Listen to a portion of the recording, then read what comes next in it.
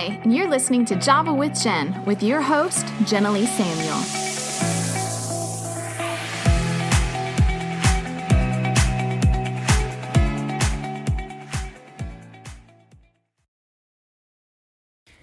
All right, so welcome back. This is part 2 of marriage. I don't even know what to call this episode. We'll figure it out.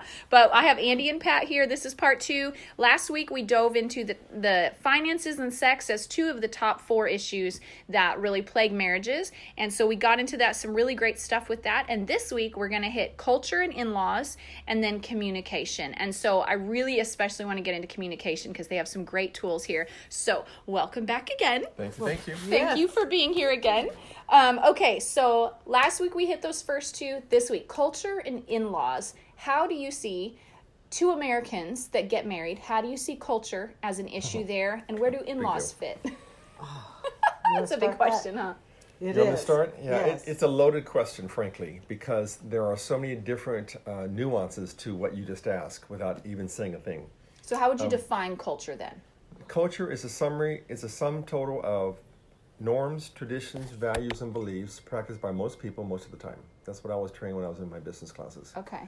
So it's the majority of my traditions, it's the majority of my customs, it's the majority of my beliefs, and it's the majority of just how I see things that I practice in everyday life. Okay. So if I'm... Mindsets, everything. Yeah. So every family has a culture. They sure do. Yeah. And if I am working with, for example, with the Latino culture, and the culture itself and its core value says the man is in charge, the wife will submit to anything that is asked of by the man, the kids will submit to anything asked of by the wife and or the husband, and then you take that thought process that might be in the husband and you bring him into a biblical marriage with a wife who is a co-equal, but yet in his perspective he thinks, no, my mom and dad did XYZ, thus you should do XYZ. Right. Then it becomes an issue. We've dealt with a number of couples where the husband, in most cases, would think, hey, I'm the husband, what I say goes. You have no say in the matter unless I ask for it. In other words, if I want your opinion, I'll give it to you, pretty much. It doesn't work that way. And we've had to constantly tell these guys, look, your culture has merit, it has value.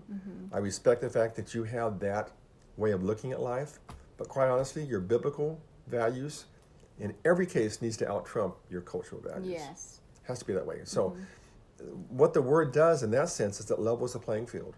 It says to any couple that come at us with an issue, you're just as important as the husband. You're just as important as the wife. What you say is as important to me as what you say, wife to husband.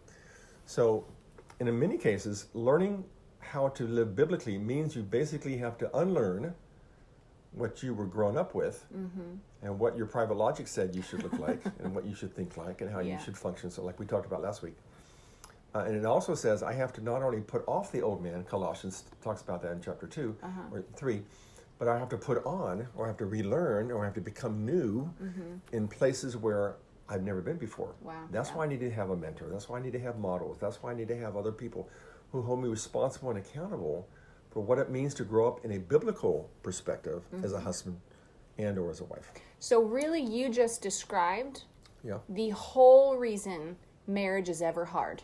Yes. Oh, yeah. In all the categories of practical application, culture and the way we view things, that's where the work is undoing the way I see things. And not even that I see it wrong, but if it doesn't work for him, then it's not going to work for us, right? 1 Corinthians chapter 7, verse 23 says, if you are to be married, be careful because you will have problems. Yes. Yep. Paul says that.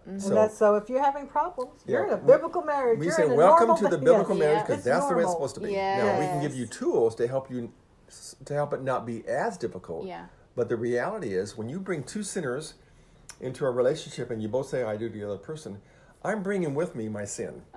Andy's bringing with me her sin. You and Stephen, you're bringing with each of you your sin patterns. So to do that means you've got to get through the old and then become new in the process of becoming a new believer. Well, and I want to even, I just want to even, maybe not even use the word sin. Okay. Because sometimes it's not even wrong, it's just different. It's just different. You know what I mean? That's exactly what I'd say. Because I feel That's like some people feel like when they have a lot of conflict in their marriage, they begin to assume, this isn't going to work, or what are we doing wrong, or you know what I mean? There becomes a lot of shame and a lot of weight. But if you realize this is just as simple as different, Yes. and we just got to help different meet in the middle, and then you can shake off all the weight that shame brings and false accusation, and you can realize that it may not be two sin issues. It may just be he's an introvert, I'm an extrovert. Yeah. Why can't we have fun together? You know what I mean? Oh, we can. We just got to figure out what's in the middle. Yeah. You know? We're not better from each other. We're just different from each other. And So- you know, we have talked. We teach a class called "Saving Your Marriage Before It Starts" with Leslie and Les Parrott, and it is phenomenal to see, you know, what differences you bring in.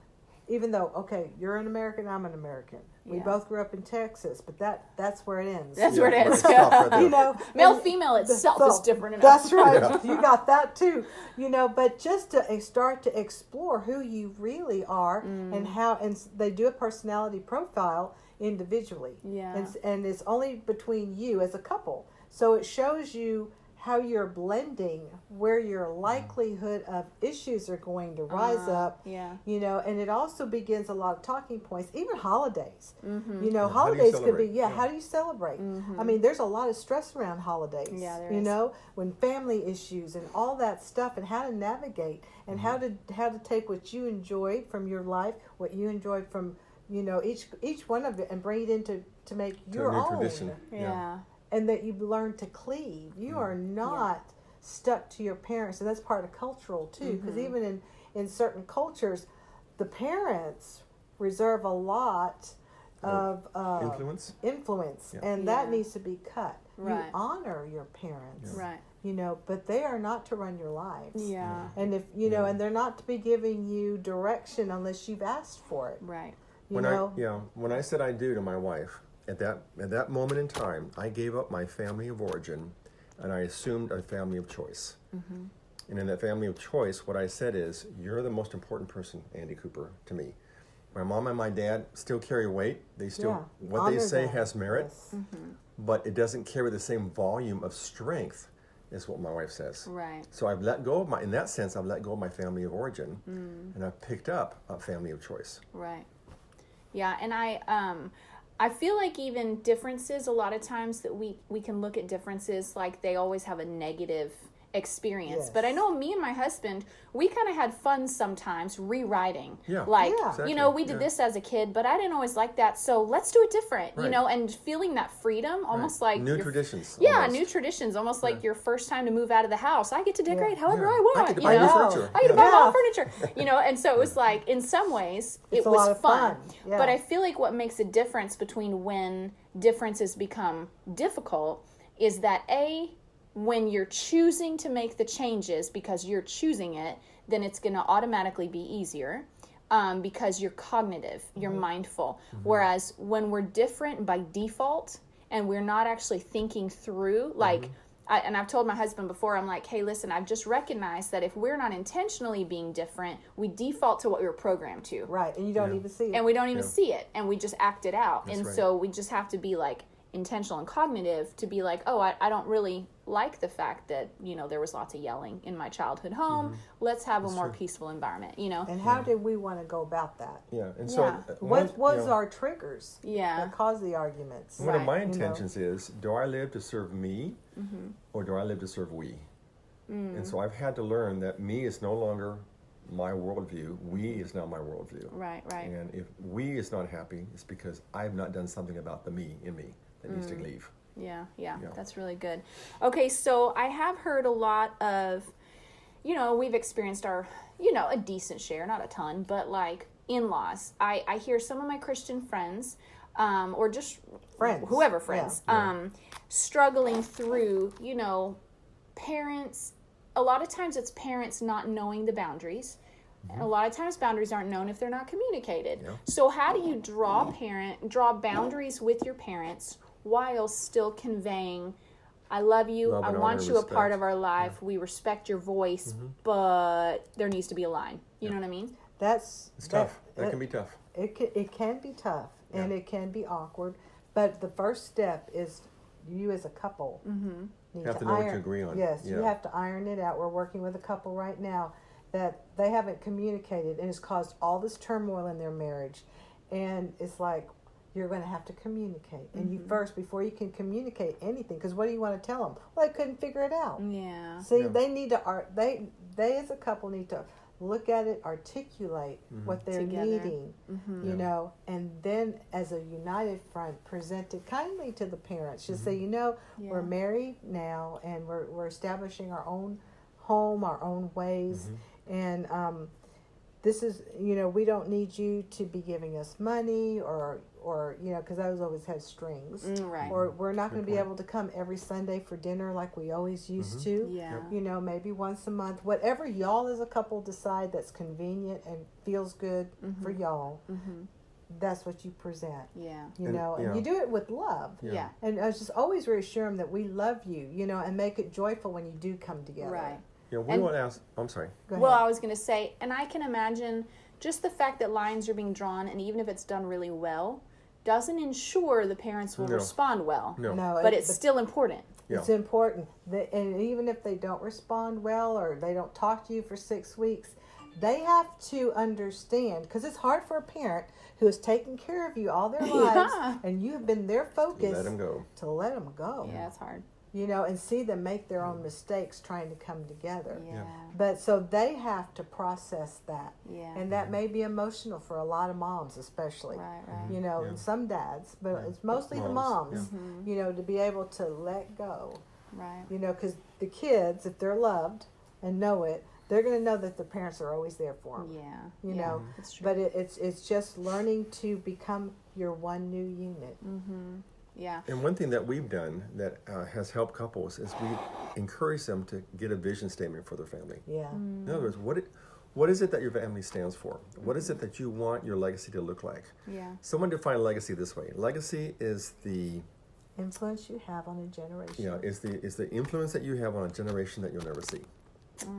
So when I speak to my grandkids, I'm actually thinking about their grandkids because I'll never see their grandkids more than likely. Yeah. But I can put legacy into my grandkids that will affect how they treat their kids' kids.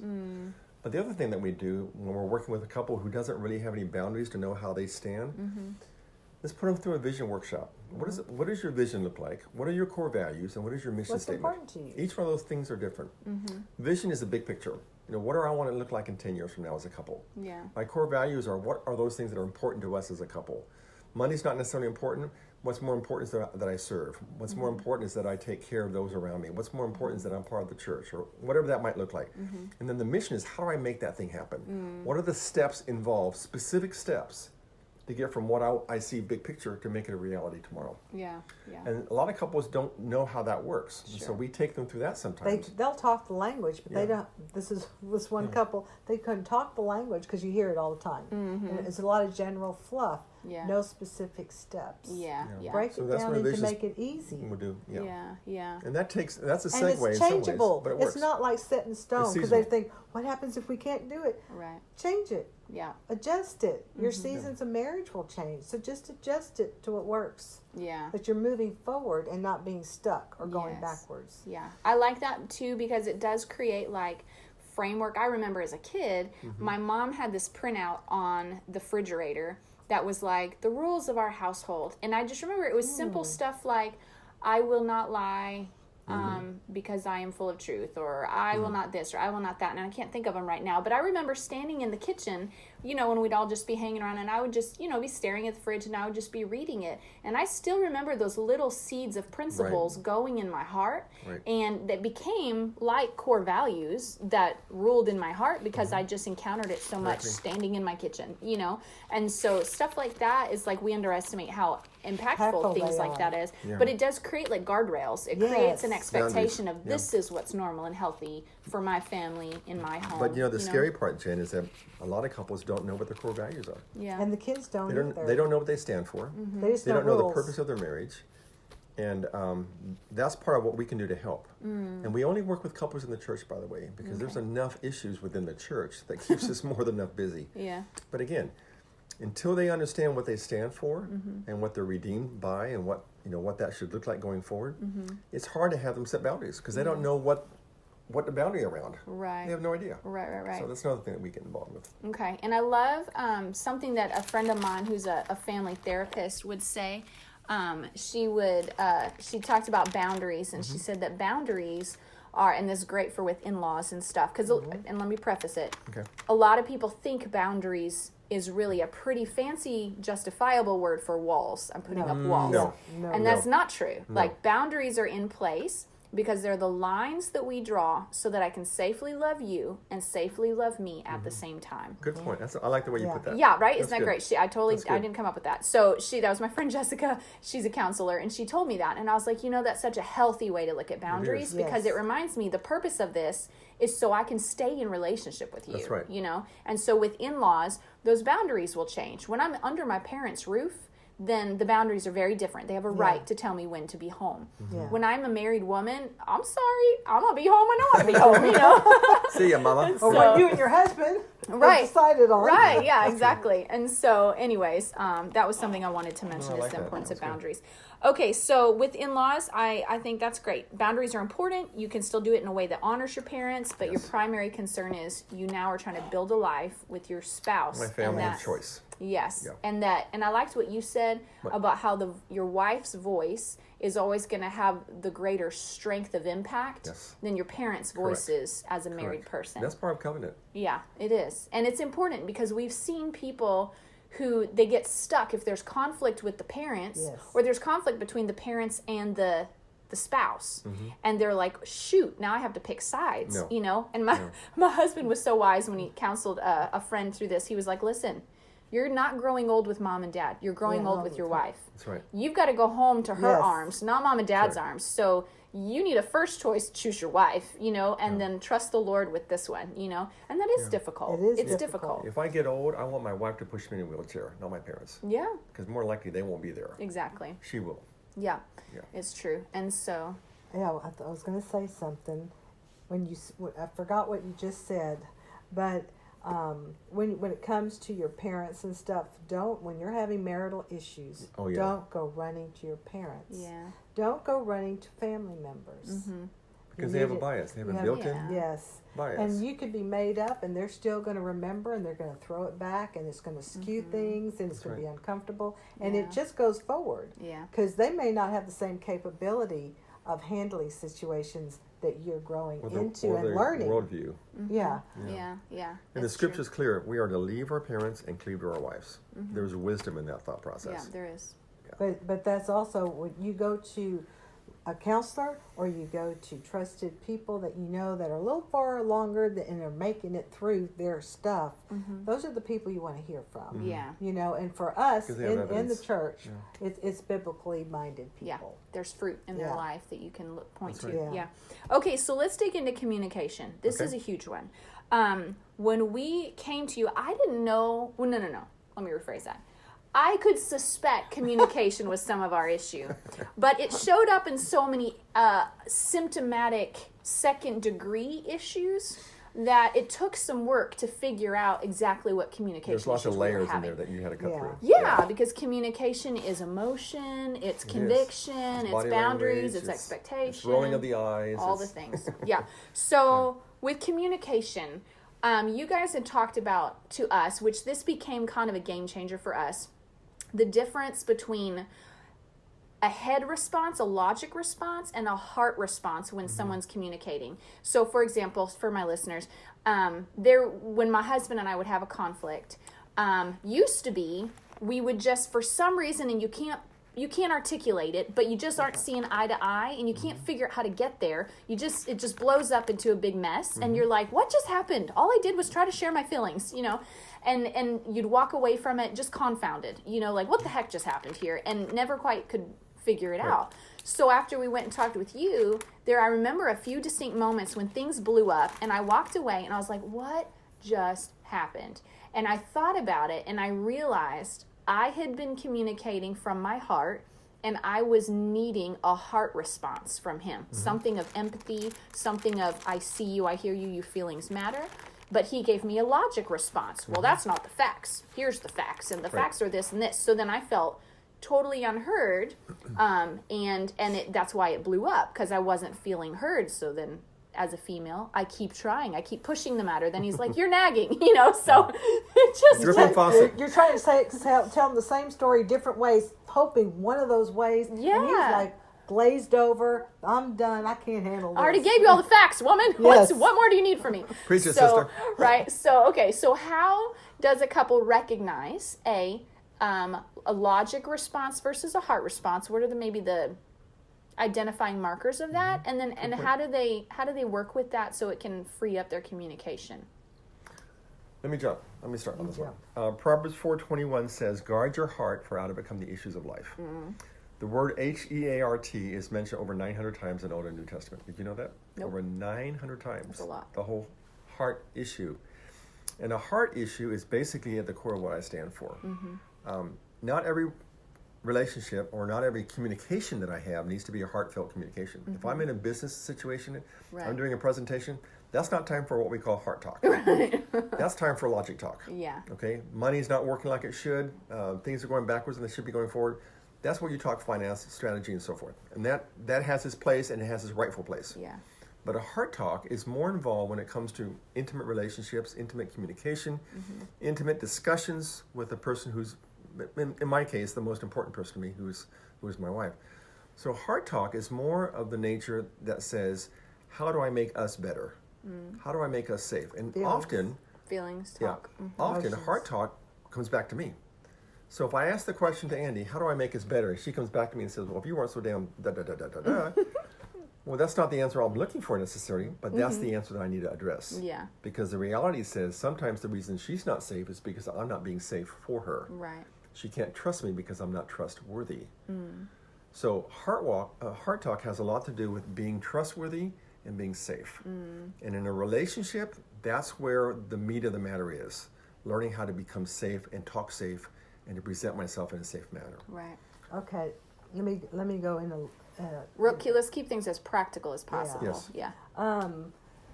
Okay, most men will talk from the head. Sure. That's just their That's how natural we're bent. driven. That's how they're wired. That's We how check- they're we wired. check the Fix box. problems, Yes. check boxes. Yeah. And then move on. And Next- move on. next issue. Next, Yeah. we are dwellers. Our emotional makeup is, in that part of it, let's even go back to being a baby. You know, you get circumcised on the 8th day because your blood levels are better at clotting, and that's why the Jewish babies were circumcised. There's a reason for that. In the later term of your pregnancy, the boys have a testosterone wash that kind of separates their brain. Girls don't. So they operate differently, completely I have different differently hemispheres from I think out us. of, Yes, and we have an emotional connective highway that is intelligence, it's the normal brain stuff, and it's also emotions and everything. Our whole body is wired together. Theirs isn't, and that has to go with our roles, and that's a whole nother. That's a whole nother thing. episode. Yeah, that's Got a like whole 6 nother episodes here. And so when you're dealing with that, and you're also dealing with wounds, because if my husband has been wounded in his heart by his parents or people, he's going to have that thing locked down anyway. So he's going to operate solely out of his brain. Now, in our case, And hold on, because when someone has a lot of wounds, their default is to protect their heart, and so shut it down. right. I go So to they're my not head. likely to access a lot of heart talk or heart feels Yeah. or all that because it's safer to go from the brain. Yes. and they don't have the words. And they don't have the words, because yeah. they've cut off their feelings. Right. Yeah. And men are walking around, and they think they have a walking relationship dead. with the Lord, but they have no idea what they're missing because they have cut their emotions off. They don't even have.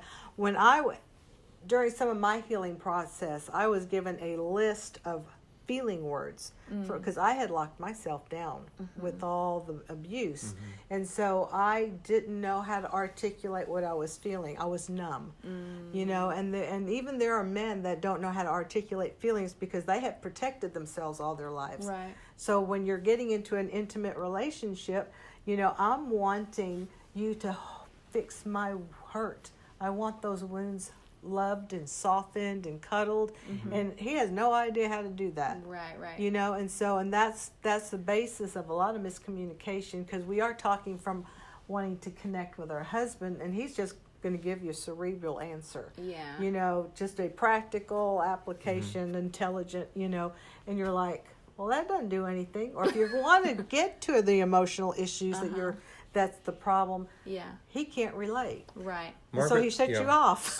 So a solution, what would be a practical solution? Because a lot of people find themselves in that position. I know for me it helped when I would walk away and I identified, I was looking for a heart response and he gave me logic. So then I could go back to him, which usually it was diffused by then, it was calmed down. And I'd say, hey, I think the reason it blew up is because I was looking for a heart response from you because I was talking about my feelings and you gave me logic.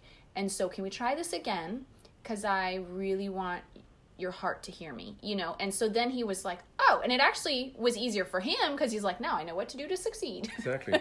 Right. And you've made the distinction between one and the other. Yes. Margaret Thatcher was the Prime Minister, as you know, or the Prime Minister of England for years and years. And when they asked her, what is the secret of your success? Not only as a Prime Minister, but also in your marriage. And she said this. She said, when I'm holding court and I'm overseeing business decisions, I'm in charge and I know it, and I know that my word is the final word. So I make decisions based on that knowledge.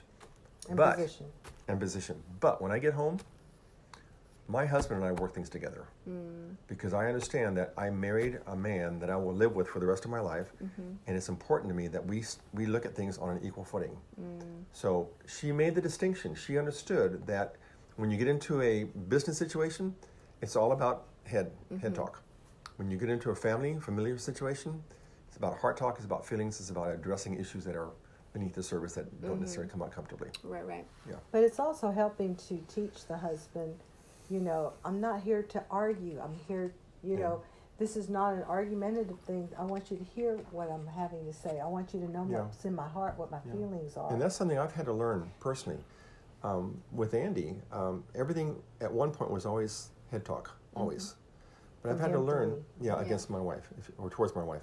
But what I've had to learn, even just recently, we're working on an outdoor project, and she had never felt safe working with me outside before, just doing things when I'm literally running the show, because I always go after her with my head.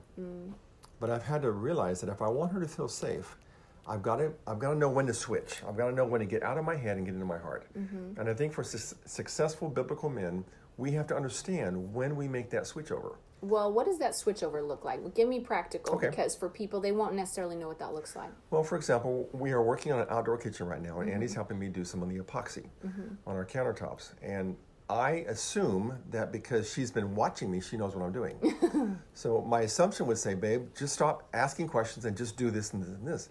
But the reality is, babe, what is it that I can help make sure you understand before I expect you to do it right? So to answer your question, I have instead of barking. Yeah, instead of barking. Well, not only that. Barking orders. Let's just get real here. But I have to drop assumptions. I have to drop my assumptions. I don't know how to do that and I have to drop my expectations, and I have to make sure that we're on the same level ground before I ask of her for her help. And that's what makes her safe. For years, she wouldn't come out with me. Well, you know, or if I ask a question, he's thinking, I've screwed up. This is, you know, and he gets mad because he's been working so hard, and he might have, and I don't know. I was like, is that hole supposed to be there? You know, and he'll get mad at me, and it's like, that's why I don't. And then she walks back in the house. I'm not going to deal with so this. part of what I've had to learn to do is to drop my defenses and, like I said, switch from head to heart and say, okay, babe, that's a good point. I'm glad you said that. Yeah, because I'm not there to cut him off at his knees. But that's how he received it. So really, for you to have gotten into heart, you have to stop seeing it just through your lens. You see it through her lens, and the other too. thing I have to know, try too, to overreach. You're learning a new language. I'm learning his head language. He's learning my heart language. Right. And I also have to realize that I've got blind spots. And I don't see them. Right. Because that's why they're called blind spots. So for her to call me out on some stuff is really what a partner should be doing. Yeah, I see something that you don't see. What do you think about that? Yeah. And so if I really want to be safe for her, I can say, well, you know what?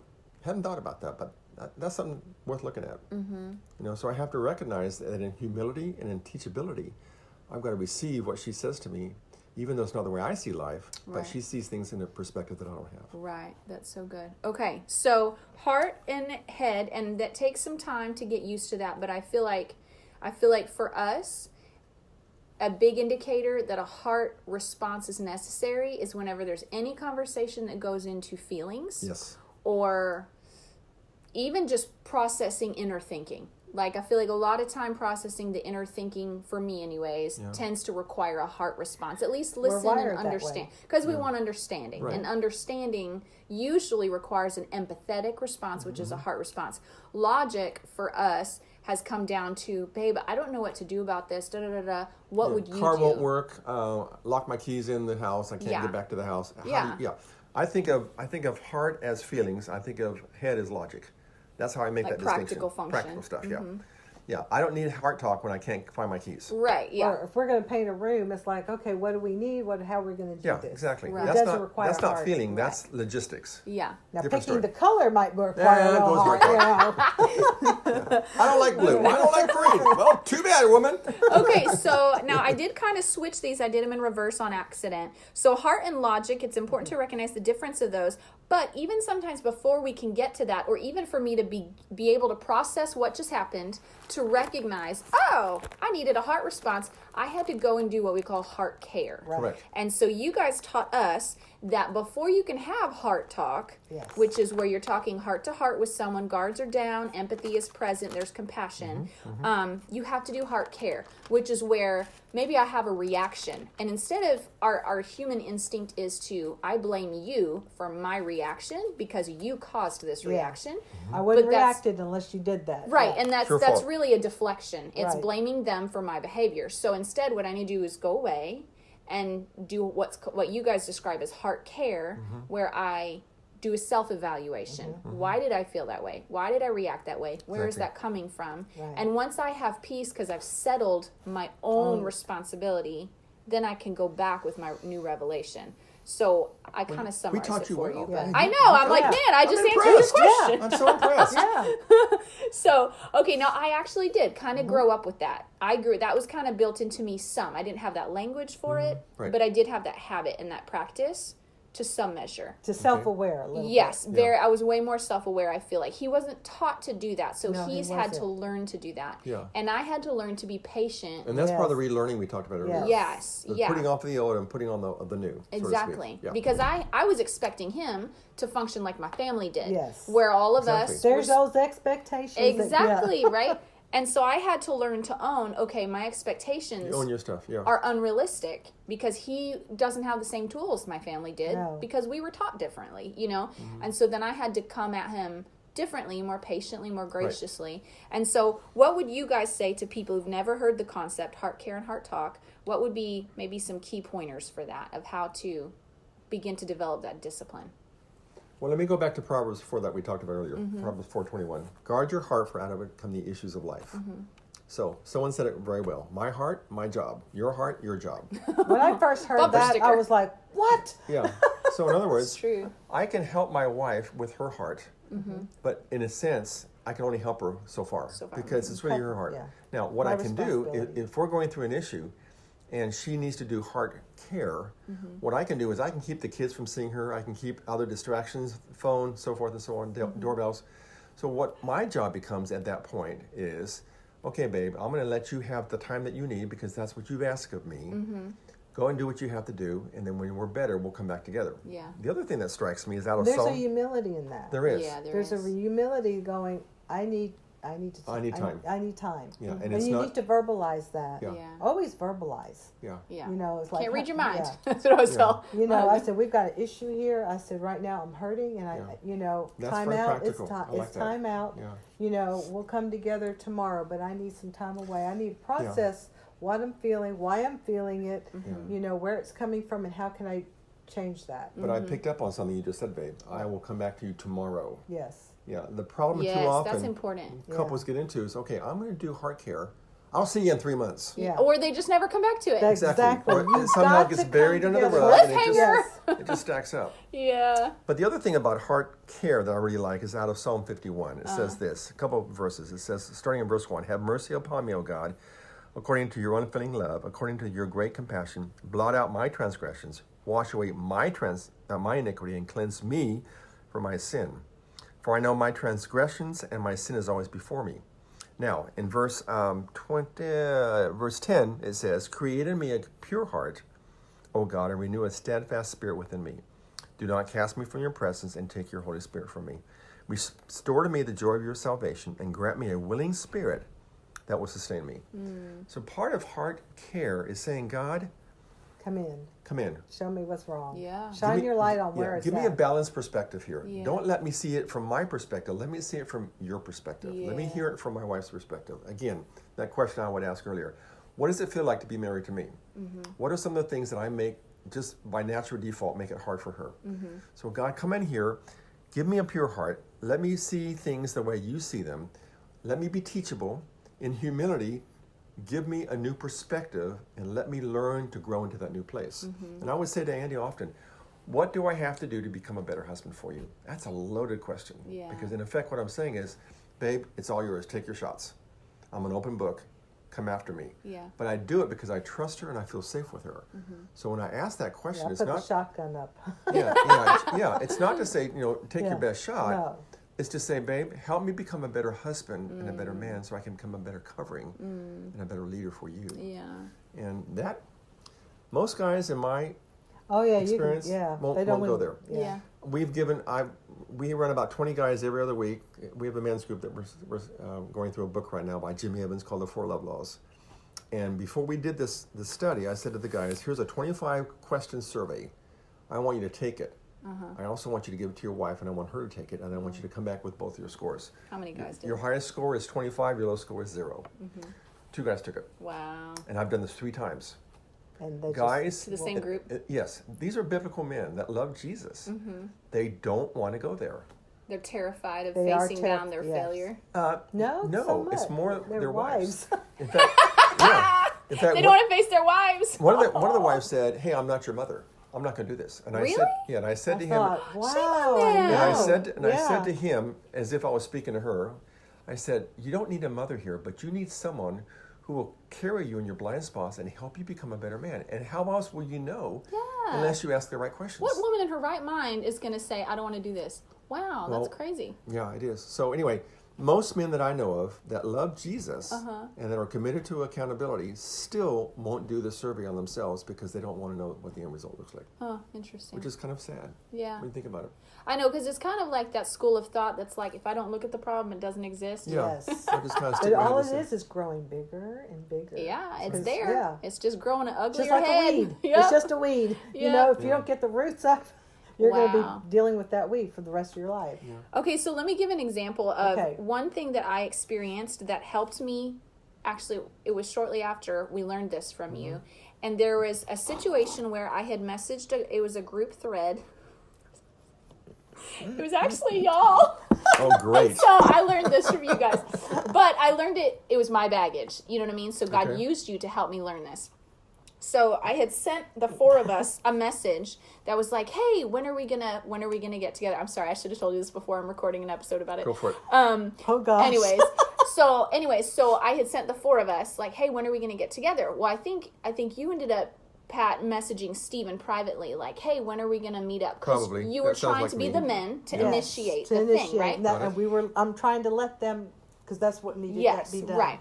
And so, later, Stephen was like, "Well, Pat messaged me and said, we're going to go ahead and do blah, blah, blah." And I was like, "Well, why didn't he just respond to the group thread? Why did he ignore me? Why did he message you?" You know, and I started to be like, why was I just ignored? You know, and so, Good point. so I actually, And because of what you were going through, that it was was what I totally was going through. legitimate feelings. Sure was. Right, but I was able to recognize when I took the time, because I had a strong reaction. I went into the bathroom and cried about it. Oh, no. And no. And so I was able to take what you guys taught me, and I was like, "Okay, Jen, this reaction it's not appropriate for what just happened. It's way over the top." Yeah. And so I was like, clearly there's a button that's been pushed, and this is what you guys taught us was when you have a reaction, there's a reaction because there's a button that's being There's pushed. a source somewhere. Yeah, and the Yes. button is there because there's a lie you're believing. Correct. And so I was able to take the guidance that you guys had given me, and I said, okay, what lie am I believing that's causing me to have this reaction? Because I knew in my head, I was like, I know Pat and Andy, and Pat's probably trying to teach Stephen how to be the man and take initiative with these kind To of lead things, the you know, wife a lead little the bit. wife. And so my head knew that, but my heart was having another experience, Got you it. know? So I was able to identify the lie in my heart that was, you're just the wife. You don't, my ministry Yeah. experience. Yes. You're Yeah. just the That's your wife. default. Yeah, that was my Yeah. default from years Yeah. of ministry, Got it. right? You're just the wife. You don't matter. You're invisible. Which is so It's a untrue. man's job, right?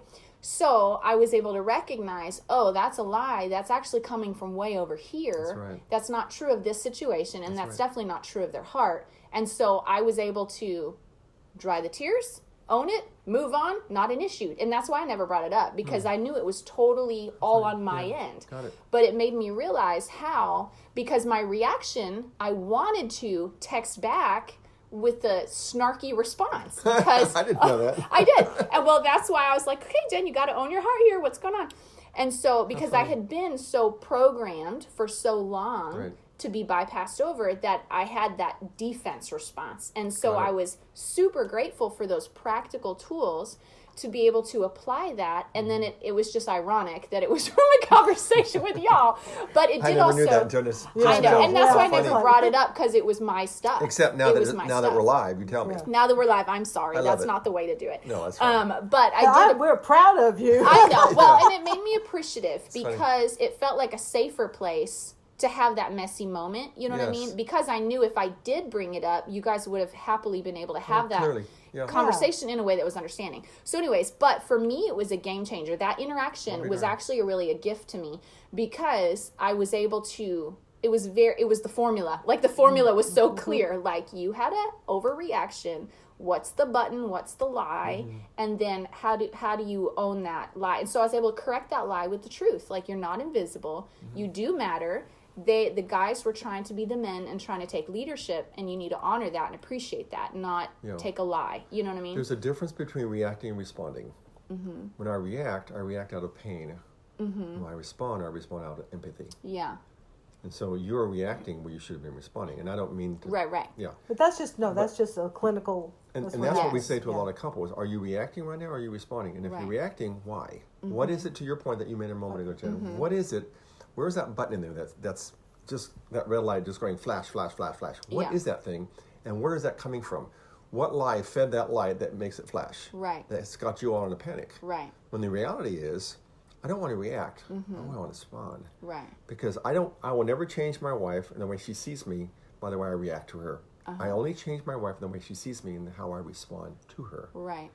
And that's what I've had to learn lately. Right. And it's good to take it back to your husband and go, you know what, I just realized.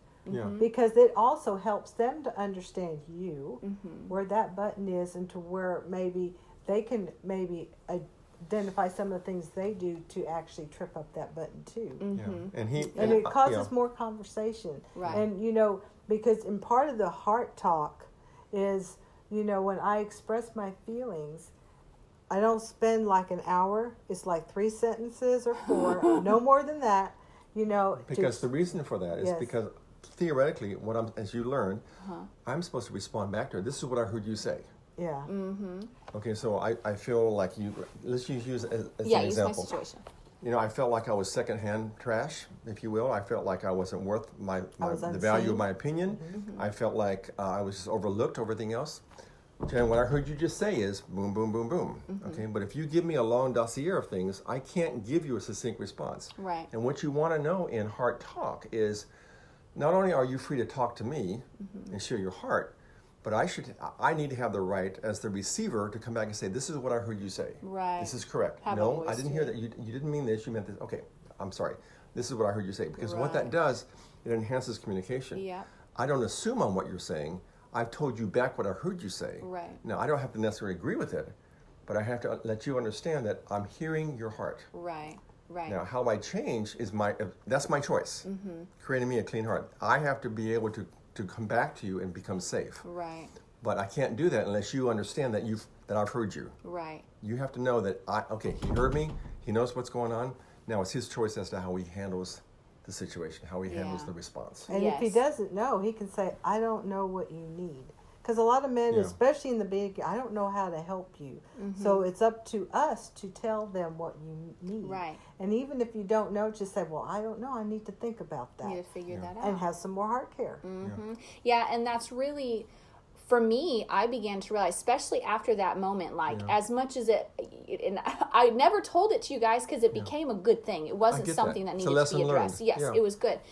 But for me, it was like it made me realize, especially even as you're saying, as you express your hurt or your experience, it needs to be brief. I could never make it brief with Stephen because I had never done heart care. That's right. I was processing with as Stephen. you're talking. Yes, as I was talking, and that's not helpful for him. He's confused by the end of it, you know. Exactly. And I'm like, all these other things that come in. It's like, and remember, right. So he's like overwhelmed and whatever. So what I'm saying to my listeners, and what I really gleaned from their wisdom and my experience was, heart care is essential because it allows me to achieve. It's a prerequisite. It really is. It has to be because I've embarrassed myself going and responding out of pain and then sorting it all out. But now all my junk is in front of whoever I just had to process with. Whereas if I do it privately, I can own it. I can put the pieces together, figure out what was my responsibility and where they could have maybe done something different. And then I could come with a succinct thought that is clear and helpful to both of us. Correct. And it's just more mature, right? So anyway, so the heart care is a game changer. Taking heart care before you have a heart talk. So, okay, last thought on that, because this is getting long too. We need to let you guys get to your appointment. How long it is 4:21. I know. How long have we been on? We just talk, and we just talk. It's 45 minutes. So, really? So much for the 20 minutes, huh? I know. My gosh. Okay. So we're gonna. I know. I've been talking too much. Okay. So we're gonna wrap up this episode. The last point, though, you guys had made with communication is how essential listening is. What would be the one thing you'd leave our listeners with about listening? I've taught 7 Habits for Highly Effective People for years with Stephen Covey. And one of the things he says that has just been a game changer for me, like you said earlier, do I listen with the intent of responding or do I listen with the intent of understanding? Yeah. And too often I was listening for the intent to respond back. You know, sorry, you've got your defenses up. Well, I'm coming after it, girlfriend. So here we go. Boom, boom, boom. As opposed to, what is it you're not saying that your body language is all over me about? If I hear, and we've seen this before, we've been in different classes with different people where we've been teaching, and one example comes to mind real quick, and that was a lady who was saying, the husband was saying, our marriage is doing great, things are fine, and he was sitting behind her. We were in a big, long table. Yes, and she started crying. And she was right in front of him, and this guy we have a great marriage, nothing could be better than what we have right now. And she was in front of him, he could not see her. But she was just holding back the tears, man. And I was like, oh my gosh, this poor woman. And I said to this gentleman, I said, you don't know it right now because you can't see her. But she is a broken mess right now. And she's hearing the same thing that you're saying is working, that she knows otherwise. Why is that? And we didn't do that to embarrass him, but to call him out and say, you know what? You think your marriage is doing well. You're out of touch. But what I see in front of me says otherwise. Yeah. But we had a right to, in that setting, because it was they gave us the permission. It was a deep dive class to begin with. Yes. And when we do a deep dive, there's no more than 4 couples, and we go after the and so it's 16 already weeks. Understood because we give them an orientation of what to expect, so they can back out if they're not ready. All bets are off. So, but for him to be so out of touch with his wife's state means he wasn't listening well. No, he was not. At all. He was not. He wasn't drawing out her heart. No, and he didn't care about her heart. That was the other part. He was all about self-preservation because of his wounds, which began. I make the money, therefore I will do what I want to do, and whatever's done, it's up to you. His father, who was a pastor, who was abusive, and he had a horrible life, and then he went into the Marines.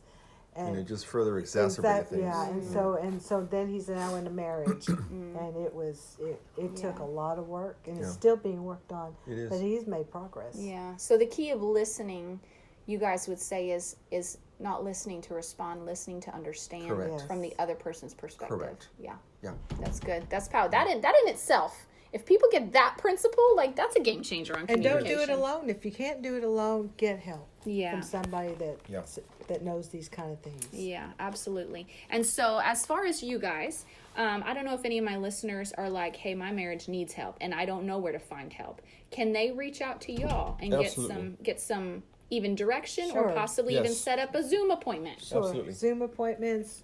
We've got resources. Okay. And so how would they go about reaching you? My email, Yeah, Okay. that would Pat be best. R. Cooper at gmail.com. Okay. Pat R. Cooper One at word, gmail.com. at gmail.com. Okay. That's easy enough. All right. Well, thank you guys for taking the time. I'm sorry I've made you late to your next appointment. Can I leave with one thought? Yes, let's do. There's a scripture that I really like. It's in Ephesians chapter 5. It's the last verse of Ephesians chapter 5, and it says this. It says, however, verse 33, however, each of you must also love his wife, husbands, as he loves himself, and the wife see to it that she respects her husband. We heard this a long time ago, and I heard this. God is not a redundant God. He knew exactly what he was talking about. And I thought, what is he talking about? Well, the reality is this. A woman's love language is just that, her love language. She wants to feel safe. She wants to feel secure. She wants to feel like she's cherished. She's the apple of my eye. That's her persona. A husband's or a man's language is, I want to be respected. I want to be looked up to. I want to be admired. So with that in mind, go back to the scripture. It says, however, each of you must also love his wife as he loves himself. My language as a man is not to love necessarily as it is to be respected. The verse also goes on to say, the wife see to it that she respects her husband. Her language is not respect, it's love. So for a good marriage to work, I have to get out of my comfort zone. I have to get in my wife's comfort zone. She has to get out of her comfort zone and get into mine. In other words, for her to learn how to respect me and for me to learn how to love her, I have to get out of my need to be respected, and she has to get out of her need to be loved and just do the opposite. So I have to learn how to love my girl when, to me, love is not the most important thing to me. Right. She has to learn how to respect her husband when respect is not the most important thing to her. So what does that mean? I have to be a student of my wife. I have to know what makes her tick. I have to know what's her pleasures. I have to know what her favorite colors are, what her favorite pastimes are, what her favorite dreams look like, what her favorite visions would look like down the future. And I have to speak into those things, irregardless of what I look like or what I feel like, and vice versa. And for every couple, those nuances are different. And they're significant because Very that's what makes them significant. that couple. So 5 Love Languages is a book. Yeah, by that Gary will help- Chapman. Yeah, by Gary Chapman. Here's your life hack, folks. This That's this is the recommendation. Give it to us. The 5 love languages. And that's just very, very simple, and but it's very, very profound. And just because my love language might be touch, okay, what type of touch?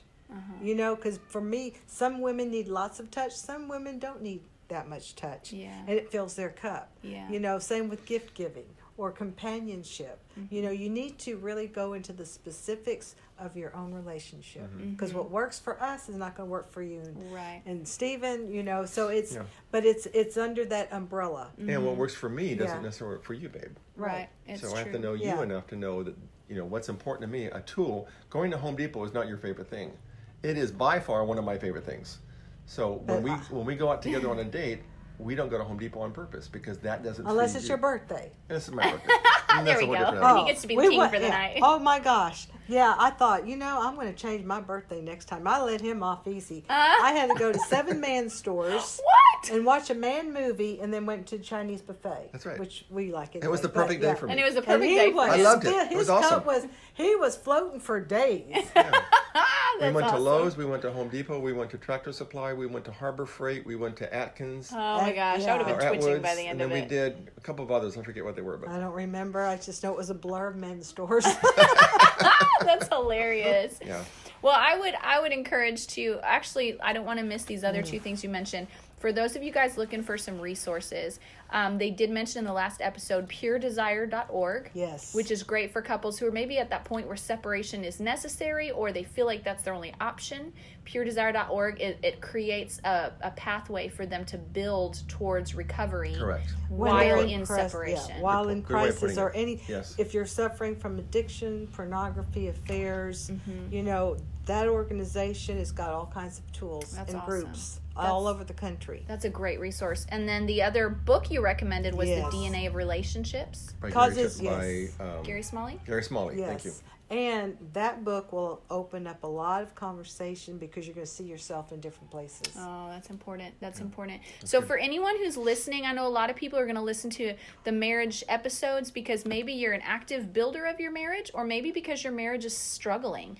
And I just want you to know, A, you're not alone. Never Every alone. married Yes. person Yes. has had the point of struggle, and many more people than you realize have been at the point of, is divorce my only option? Crisis. In crisis, yeah, exactly. And so if you're in that place, I would encourage you, feel free to email Andee and Pat. Email Pat at rcooper at gmail.com.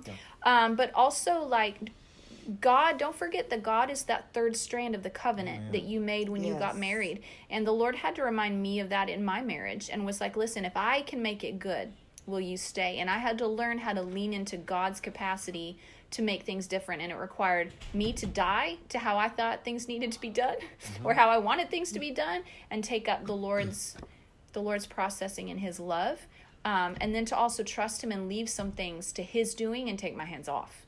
And so just don't forget, God's involved in this if you'll let him be involved in this. And so, but yeah, reach out to Andee and Pat if you guys find yourself in that place, and they would love to help y'all. They're great. They're anointed for what they do. That's what makes them so effective. They're anointed for it. So thank you for coming on the show. I enjoyed it. No. It's great to have y'all. Thank you. It was awesome. Sorry for throwing you under the bus You're on a fine. recording. Don't bother me. I know. I Not the figured first it time. wouldn't. I figured it wouldn't.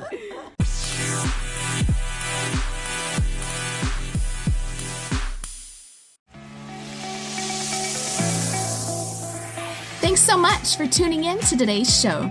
For those of you who've rated or shared this podcast on social media, thank you. Reading your comments and reviews always means so much to me. Listen, let's stay connected. Come follow me on Instagram at Java with Jen, where you can follow the latest and say hey. It's a really great way to stay in touch.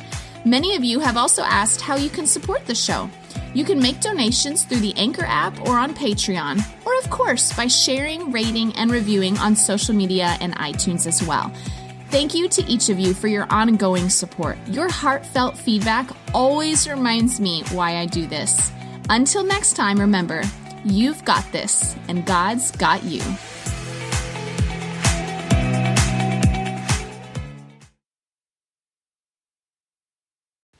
Okay, so for today's life hack, I want to share this set of books that is incredible. I'm going to stay in the vein of marriage. And there's one that's for husbands. It's called If Only He Knew by Gary Smalley, and it's a valuable guide to knowing, understanding, and loving your wife. And the counterpart is for women. It says For Better or For Best, a valuable guide to knowing, understanding, and loving your husband. And so the men's one is like written for men in the way men like. It's like very practical, very to-do list, very like function first. And for the women, it's actually a lot more of how to motivate and inspire your husband to be more of what you would love for him to be for you. Because let's be honest, women, we're really the more demanding side of the relationship. Emotionally, we have more needs. So anyways, but I love these books.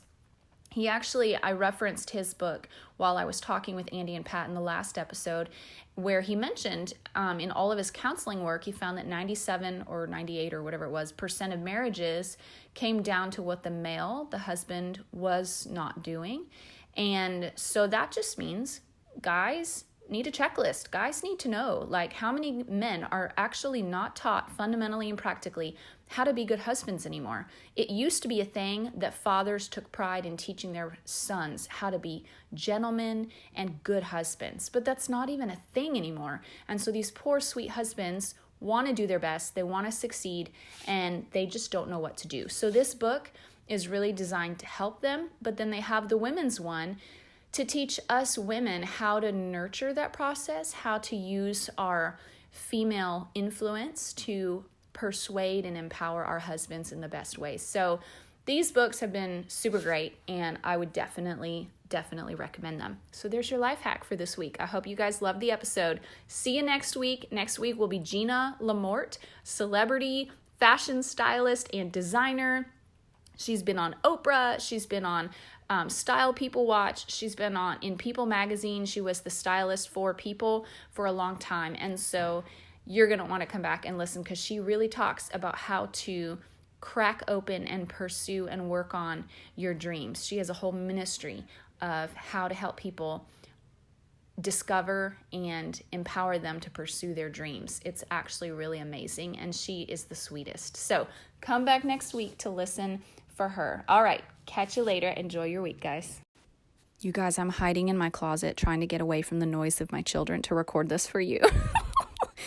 Anyways, you guys loved last week's episode with Andee and Pat, who are both friends of ours and marriage experts. I call them experts because they have been the most resourceful, helpful people in the way of marriage that we have encountered. So they talked about sex and money last week, and you guys loved that. Well, this week they're hitting some heavier topics, which is in-laws or family culture, family of origin culture, and communication. These are two of the majorly weightiest areas of married couples' lives. So we're going to dig deep into this. They've got some really great practical stuff, so you might even want to take notes and share it with a friend. All right, let's cue that intro music.